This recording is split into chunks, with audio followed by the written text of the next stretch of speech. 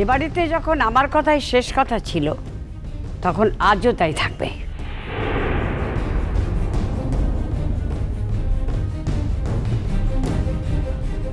শোনো ঠাম্মা, ব্যাপারটা বাড়ির সবাই খুব হালকাভাবে নিয়েছে। একমাত্র তুমিই বুঝেছো। যদি ঘটনাটা ঘটতো তাহলে কি মারাত্মকটাই না হতো। গোটা বাড়ির প্রত্যেকের হাতে হাত করা পড়তে পারতো সোনা ঠাম্মা।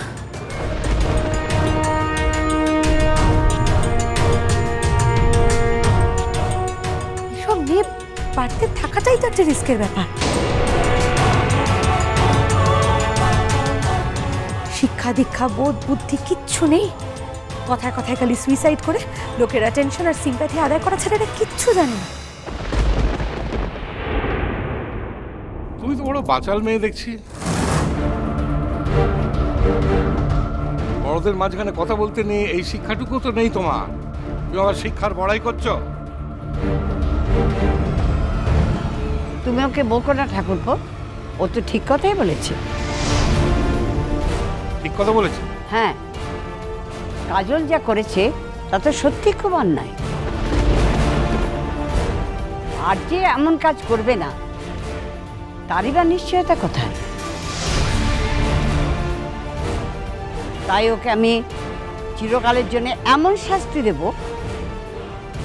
কাজল, এদিকে এসো।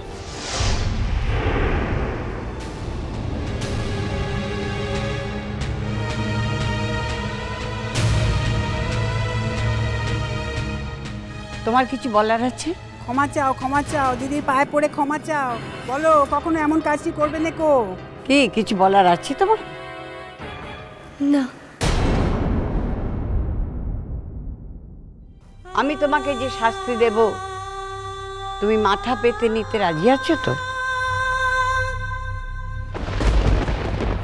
হ্যাঁ সোনা ঠাম্মা।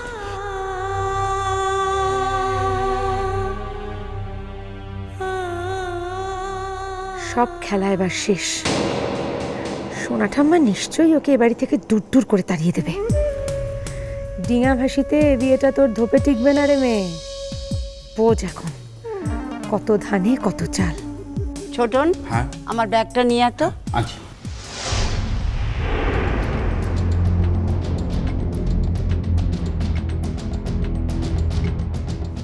ধরে দাঁড়া।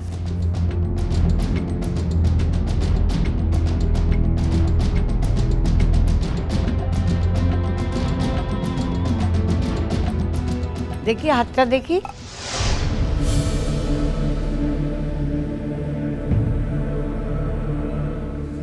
হাত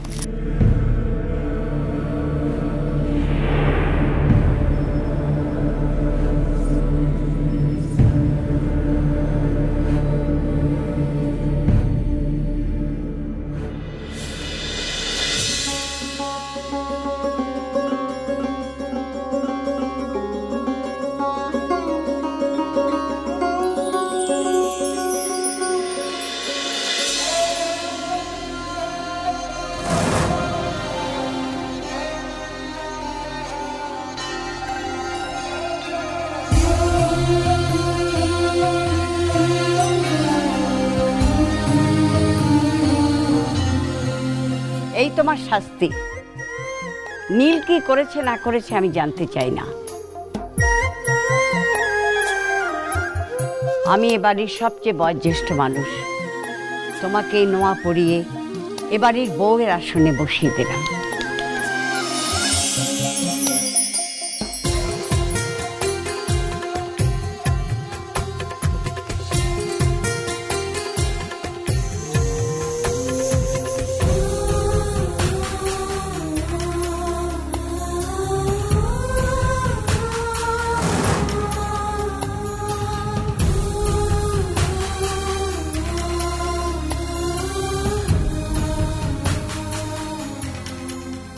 তুমি যা করেছো এই তোমার শাস্তি।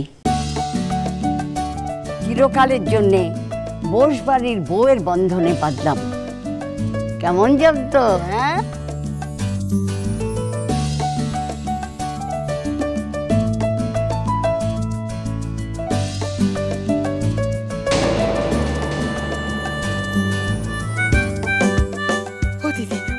গো বাঁচালে, কি ভয় ধরিয়ে দিয়েছিলে তুমি। যাওয়ার আগে গড়তে দিয়ে গিয়েছিলাম, আজ আসবার পথে নিয়ে গেলাম। দোষ তো আমাদের, এতদিন তো আমাদেরই ওকে বরণ করে নেওয়া উচিত ছিল। তাই ভুলটা সংশোধন করে দিলাম। বৌদি, কি সাসপেন্স! হ্যাঁ, তোমার ঠাকুরপোকে তো হাসপাতালে দেবার জোগাড় করেছিলে।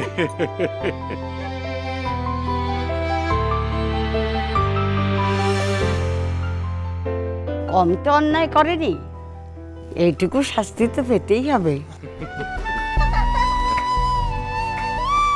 আর তুমি নীলের পরোয়া করবে না। এখন থেকে বোসবাড়ির পূর্বপুরুষের আশীর্বাদ রইল তোমার মাথায়।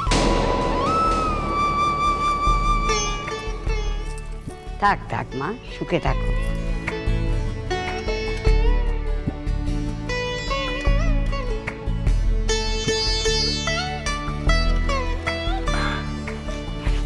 থাক মা, থাক থাক থাক, চির আয়ুষ্মতি হোক।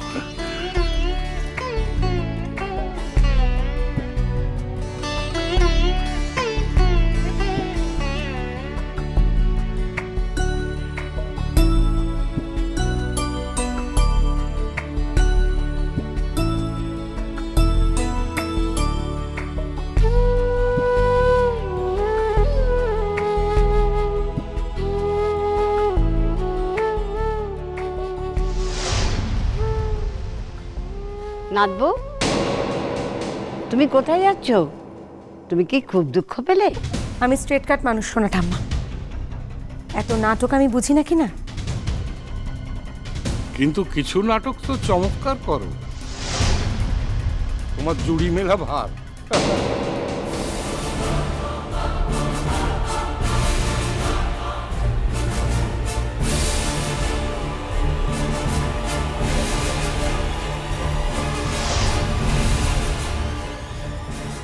ও সোনাম্মা, সোনাম্মা, তুমি না শুধু নীলের বউকেই ভালোবাসো, আমাকে একটুও ভালোবাসো না।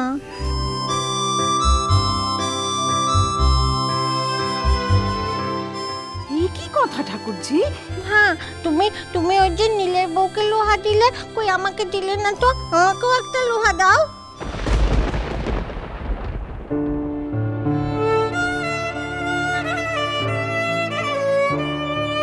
পারি মা, ভগবান করুন নোয়ার পরে অবস্থায় তোকে যেন আমি একবার দেখতে পারি।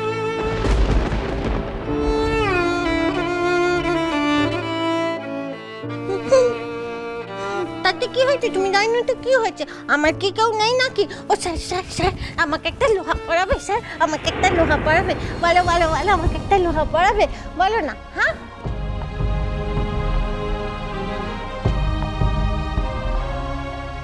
দেরি হয়ে যাচ্ছে, পড়তে বসতে দেরি হয়ে যাচ্ছে, চলো চলো। আমার পড়ার মুখে মিনছে, আমি লোহা পড়ানোর কথা বলছি, পড়ার কথা বলছি। দাঁড়াও না, দাঁড়াও না। ভাই, অসভ্য তো, তুমি হান হান হান হান করে ওপর দিকে চলে যাচ্ছে। একটা জিনিস চাইলুম, দেখবে যখন পারি থাকবে না না, তখন মনে হবে যে পারি একটা জিনিস চাইছিল।